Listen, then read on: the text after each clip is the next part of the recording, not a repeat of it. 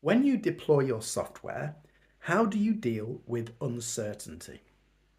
Because no matter how thoroughly you've tested that software, the moment it gets into hands of real users in a real application, in a real running production environment, guess what? You have lost control. You have no idea exactly what the software is going to do. And that is an element of uncertainty. We don't like to admit this. We like to lie to ourselves and think, I've done all the unit testing I possibly can do. I'm pretty confident it's going to work. Confidence is different from uncertainty. I'm not saying we shouldn't be confident. We should absolutely be confident when we press that deploy button that the software is going to do what we think it's going to do. Otherwise, we have no business pressing the deploy button. We need to write more unit tests. We need to think about the problem harder. We need to just be a lot more disciplined if we don't have that confidence. But if we do have that confidence, there is always an element of uncertainty.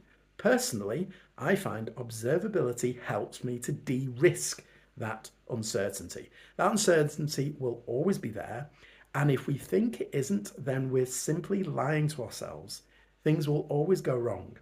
And there is no way on earth that I'm aware of where you can deploy software, no matter how well tested, into a non-trivial production application with the complexity of software in 2026 and be 100% certain it's going to work. I'm sorry, it's just impossible. There will always be weird side effects. There will always be weird behaviors in the software because human beings are weird. Human beings do strange things. Mobile phones do strange things. Cellular networks do strange things.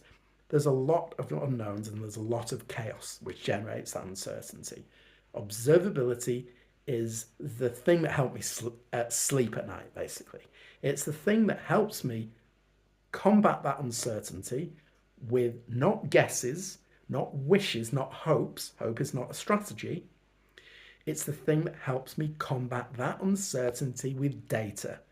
Hard data that I can measure, that I can look at, and that I can start to reason about my software. And data is only a slightly part of the picture. Of course it is.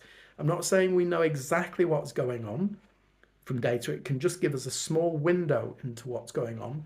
But that window, the more observability data we collect of the right kind, the wider that gap and that window becomes, the window into our production systems.